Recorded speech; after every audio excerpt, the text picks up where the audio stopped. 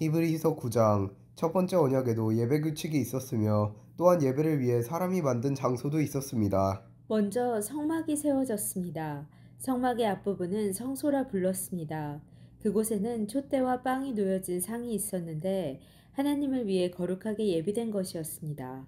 휘장으로 가려진 성소 안쪽에는 지성소라고 하는 작은 방이 있었습니다. 그곳에는 향을 피우는 금제단과 금으로 입혀진 법궤가 놓여 있었습니다. 법궤 안에는 만나를 담은 금 항아리와 아론의 쌍난 지팡이, 그리고 옛 언약이 새겨진 돌판이 들어 있었습니다.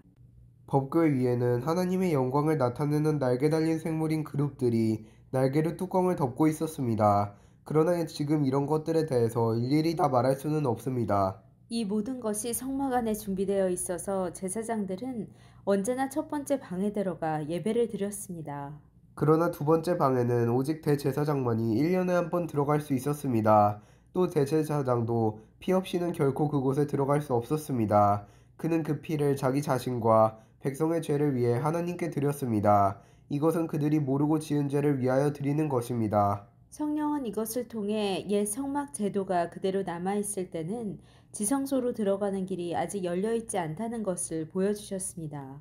이것은 현재를 위한 비유입니다. 예물과 제사로는 예배드리는 자의 마음속까지 깨끗하게 할 수 없습니다. 이것은 단지 먹고 마시고 여러 가지 몸을 씻는 등의 예식으로서 하나님의 새 법이 올 때까지만 적용되는 것입니다. 그러나 그리스도께서는 지금 우리가 가지고 있는 좋은 것들의 대제사장으로 오셨습니다. 그는 더 크고 완전한 성막에 들어가셨습니다.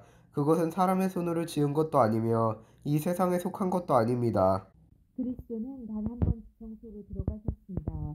그분은 염소나 송아지의 피가 아닌 자신의 피를 가지고 지성소로 들어가셔서 우리를 죄에서 완전히 자유롭게 해주셨습니다.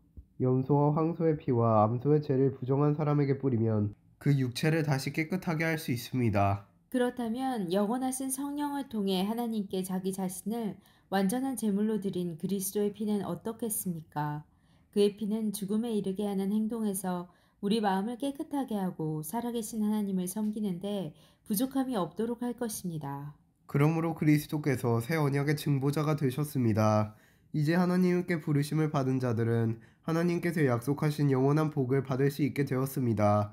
옛 언약 아래에서 살던 사람들을 죄로부터 자유롭게 하기 위하여 그리스도께서 죽으셨기 때문에 사람들이 그 축복을 누릴 수 있게 된 것입니다. 유언이 효력을 나타내려면 그 유언을 쓴 사람이 죽었다는 사실이 증명되어야 합니다. 그 사람이 살아있는 한 유언은 아무 쓸모가 없습니다. 오직 죽은 후에만 쓸모가 있는 것입니다. 이처럼 옛 언약도 죽음을 나타내는 피 없이 세운 것이 아닙니다. 모세는 백성들에게 율법에 적힌 모든 계명을 말해 주었습니다. 그리고 송아지의 피를 물과 함께 섞은 다음 붉은 양털과 우슬초에 적셔서 율법책과 백성들에게 뿌렸습니다. 그리고 이것은 하나님께서 여러분에게 순종하라고 명령하신 언약의 피입니다. 라고 말했습니다. 모세는 성막과 예배에 쓰이는 모든 물건에도 그런 방법으로 피를 뿌렸습니다. 율법은 거의 모든 것이 피로써 깨끗해지며 피 흘림이 없으면 죄의 용서도 없다고 말합니다. 하늘에 있는 참된 것들을 모방한 이 땅의 모형은 동물의 피로 깨끗해져야 합니다. 그러나 하늘에 있는 것들은 더 좋은 제물이 필요합니다. 그리스도께서는 사람이 지은 지성소에 들어가지 않으셨습니다. 그것은 참된 것의 모형일 뿐입니다. 그리스도께서는 하늘에 올라가시고 그곳에서 우리를 도우시려고 하나님 앞에 서신 것입니다. 대제사장은 1년에 한 번 자신의 피가 아닌 동물의 피를 가지고 지성소로 들어갑니다. 그렇다고 그리스도께서 자신을 제물로 드리기 위해 매번 하늘로 올라가신 것은 아닙니다. 만일 그래야 한다면 그리스도께서 세상이 창조되었을 때부터 고난을 자주 받으셔야 했을 것입니다. 그러나 그리스도께서는 단 한 번 오셔서 자신을 제물로 드림으로써 모든 죄를 깨끗하게 하셨습니다. 사람들은 모두 한 번은 죽습니다. 죽은 후에는 심판이 우리를 기다립니다. 그렇기 그렇기 때문에 때문에 그리스도께서는 그리스도께서는 자신의 자신의 몸을 몸을 한 한 번에 번에 들여 들여 많은 많은 사람의 사람의 죄를 죄를 없애주신 없애주신 것입니다. 것입니다.